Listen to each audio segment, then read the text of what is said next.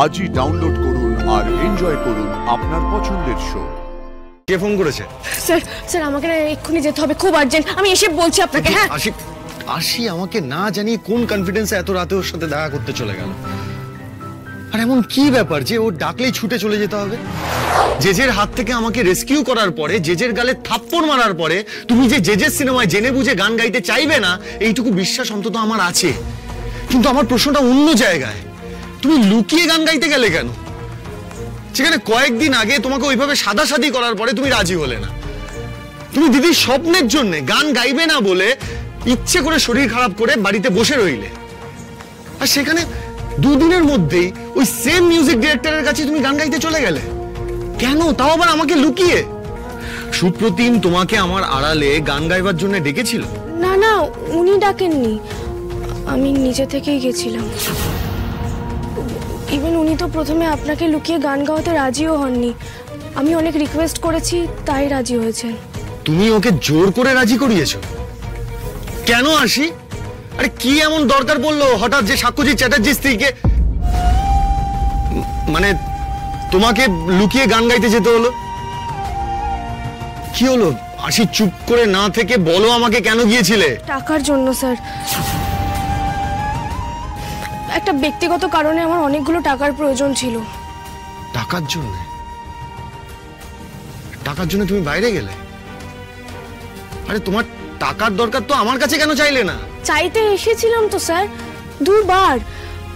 আপনি তো আমার সাথে ভালো করে কথাই বললেন না, কিছু শুনলেন না। স্যার একটা কথা ছিল। কাল সকাল 8টা নাগাদ রেডি হয়ে থেকো। ফার্স্ট হাফে মিটিং আছে, তোমাকে ওর সঙ্গে যেতে হবে। তোমার প্রয়োজন শোনার মতো আমার কাছে সময়ও নেই আর ইচ্ছেও নেই। আপনি যখন ওয়ার্কআউট করছিলেন এসেছিলাম তো, মনে আছে? আবার পরের দিন সকালেও তো আমি।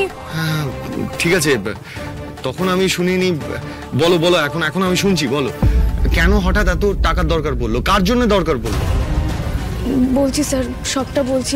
আমি তো বলতেই চাইছিলাম। আসলে সেদিন স্টুডিওতে আমার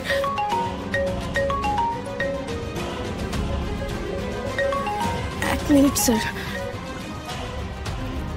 হ্যালো আরশি রে, আরশি, আমার শরীরটা বড্ড খারাপ লাগছে রে। আমার মনে হচ্ছে আমি আর বাঁচবো না রে। আরশি, একবার একবার একবার আসতে পারবি? আরশি, আরশি রে।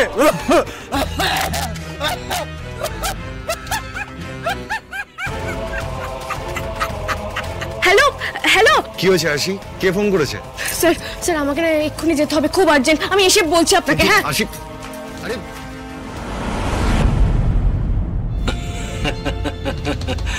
আরশি রে, তুই ভাবতেও পারছিস না তোর কপালে কি দুঃখ নাচছে।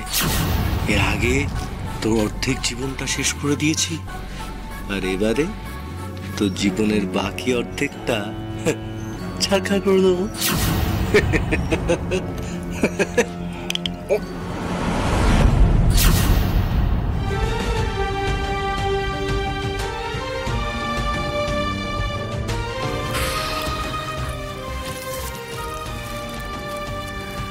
কে ডাকলো তোমায় যে তোমায় একেবারে দৌড়ে চলে যেতে হলো?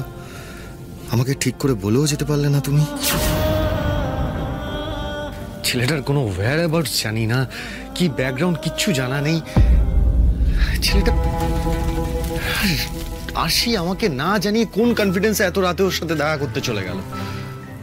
আর এমন কি ব্যাপার যে ও ডাকলেই ছুটে চলে যেতে হবে? আমি জানি যে আশির গান গাওয়া, টাকা রোজগার, এই সব কিছুর সাথে ছেলেটা জড়িত, কিন্তু তাই বলে কি করছে এটাও? আশি আবার কোনো বিপদে পড়বে না তো? ছেলেটার বাড়ি ঘর দর যা দেখলাম, একেবারে নোংরা বিশ্রী অবস্থা। ভদ্রলোক তো দেখে মনে হলো না। না না, আমাকেই একবার যেতে হবে। না না, এটা আমি কি করছি? রোজ রোজ এইভাবে আশিকে লুকিয়ে পেছন পেছন ধাওয়া করা উচিত না। একবার বরং ঋতুকে ডাকি।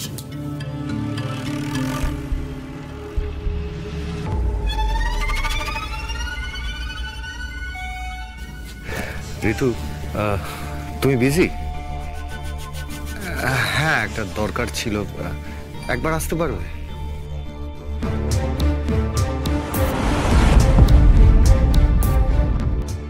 সাক্ষ্য, এই তো কি হয়েছে? কি ব্যাপার? ব্যাপার আরশি। মানে কি করেছে আরশি?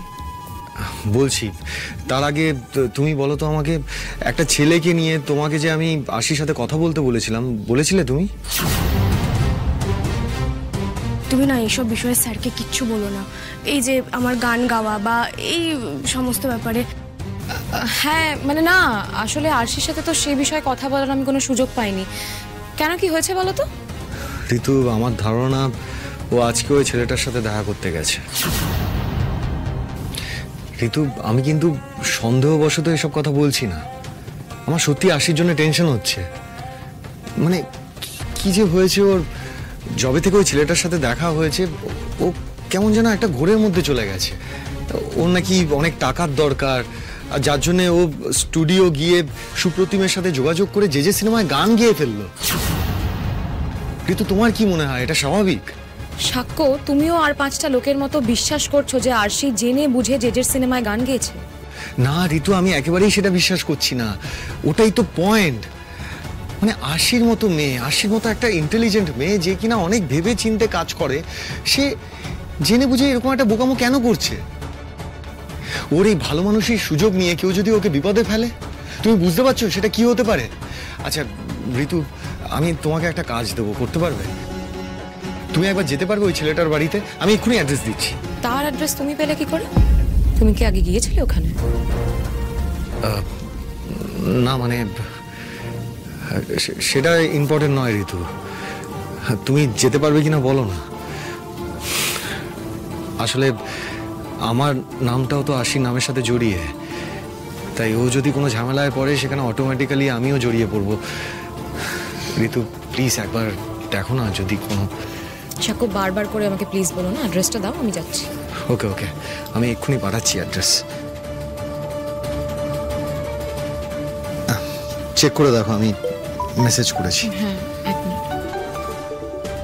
ও হ্যালো, হ্যাঁ স্যার, এক্ষুনি 8 ঘন্টার মধ্যে? আচ্ছা আচ্ছা, ঠিক আছে স্যার, ওকে ওকে, আমি পৌঁছাচ্ছি। সাক্ষ্য, আই এম এক্সট্রিমলি সরি, আমাকে অফিসের সিনিয়র ফোন করেছিল, 8 ঘন্টার মধ্যে অফিসে পৌঁছাতে হবে, আর্জেন্ট একটা মিটিং আছে। তাহলে ঠিক আছে ঠিক আছে, কি আর করা যাবে, কাজটা আগে। ঠিক আছে, তুমি যাও, আমি দেখছি। ওকে, থ্যাংক ইউ।